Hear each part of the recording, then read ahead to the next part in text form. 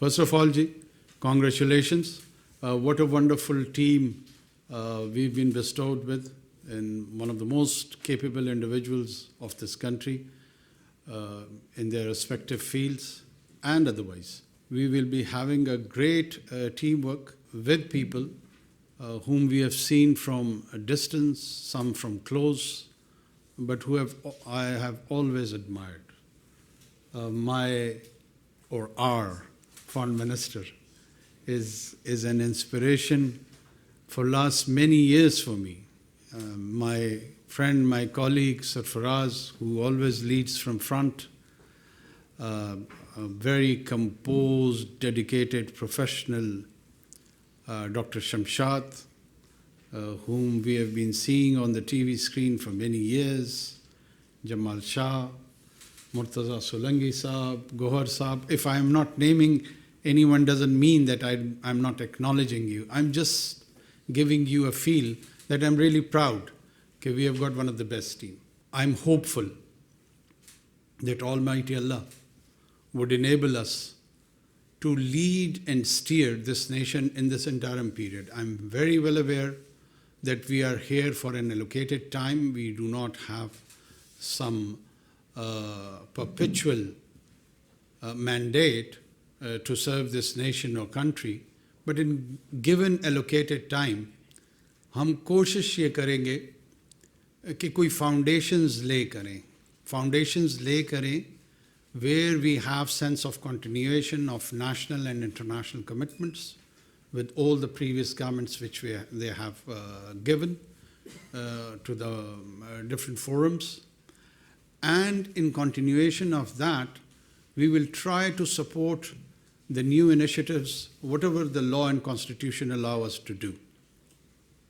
Especially Special Investment Facility Council. This is a dream come true. Even as a child, when I used to think about Pakistan, we would have been told that Pakistan एक ज़राई मुल्क है. Pakistan के पास बड़े rich mineral resources हैं. Or as hailing from Balochistan, we would take a lot of pride in our natural and mineral resources.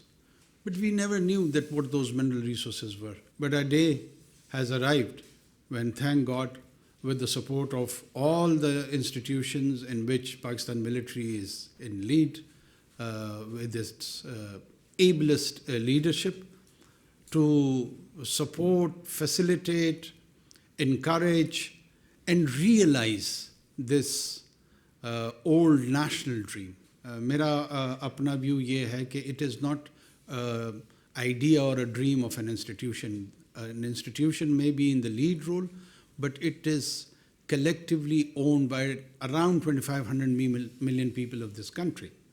So we all own it, we all support it, and we will all contribute jointly towards it. Dusra, I know it's a polarized society, and in this polarized environment, we would try to differentiate between politics and law. There is a rule of law and there is a rule of order. We would ensure that rule of order is not compromised in any way. Rule of order would ensure and lead us towards the rule of law.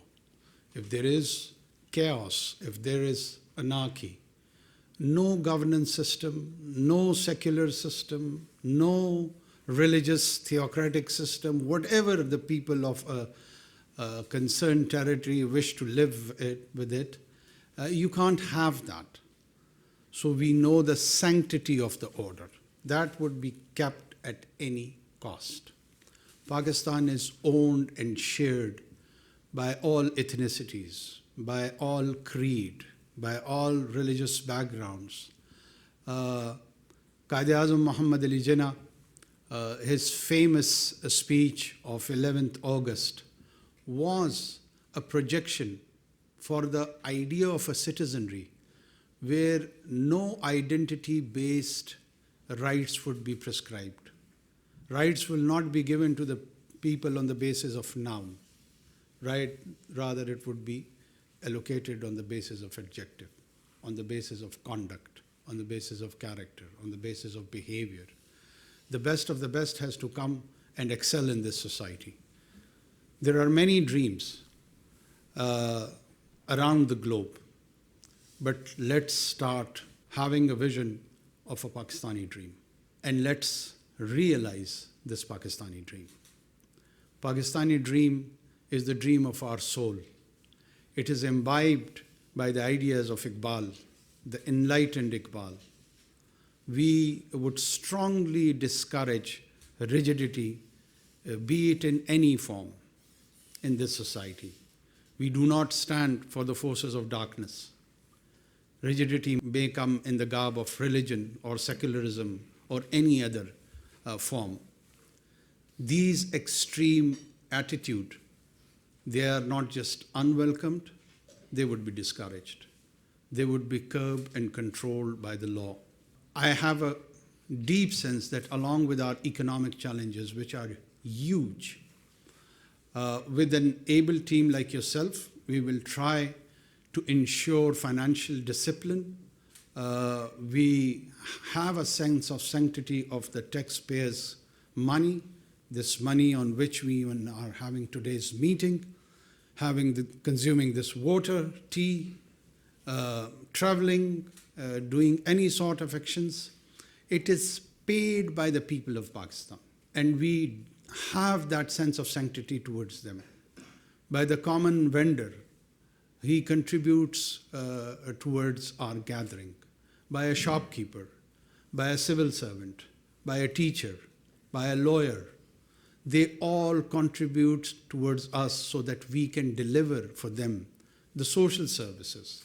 We can provide that secure environment for them. So that utmost duty, inshallah, maybe it is for a month, 2, 3, I don't know, or 3.5, whatever the allocated time is, we will demonstrate not through our words, but through our actions. The minorities, inshallah, will stay protected in this country. There may be an attempt to harm them from a section of marginalized and peripheral group of people, but that would be responded sternly and strictly by the state and society both. Pakistani state and society does not align and identify with such elements. They may be from us, but they are divorced from us. They are divorced from our identity process. We do not identify with them. We want to keep ourselves distant to them. One of the main idea of Muhammad Sallallahu Alaihi Wasallam's message with all the monotheist tradition, with all the Abrahamic tradition, was, and will remain the idea of dhami or zami or minority. They always envisioned that there would be a situation where your community probably would be in majority. So when you are in a majority, the minority has to be protected, not on the basis that they would convert to your worldview, not on the basis that they have to have the same kind of world outlook. They can differ with you, but the basic human dignity, the security, their provision and sustenance has to be ensured by this divinely inspired idea. And Pakistan, alhamdulillah, was created on those tayyaba and noble principles. Pakistan is the product of noble idea. Pakistan is a romance. And let's start realizing that romance with today's first cabinet meeting. I'm sure you would be given some task, and I expect that within 3 to 4 days, with all the inline departments, we will be having briefings, and with Godspeed, we will start, inshallah, to deliver. Last but not the least, we have seen some sabotage activities on May 9th. I would explicitly express my not just discomfort, but it was a way of disappointment that how and where did we reach on that day. Not just that our military installations were attacked. Gentlemen and ladies, let me remind you, when I was growing up, a new virus was emerged by the name of AIDS, and it was acquired immunodeficiency syndrome.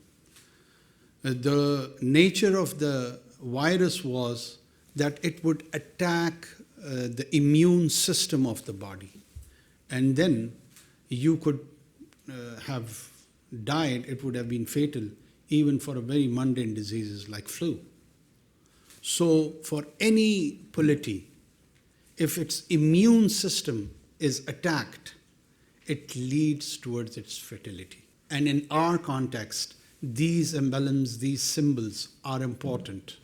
These state symbols, when they are attacked, state doesn't disappear or vanish within a day or two or week. It's a process. And the initiation of that process, or an attempt at least to do so, in my mind comes that it was exhibited on May 9th.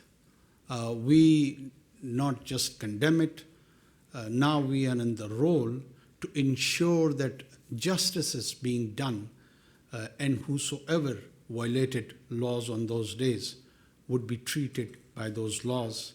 There won't be any favor, there won't be any fear. We will try to implement with justice and neutrality.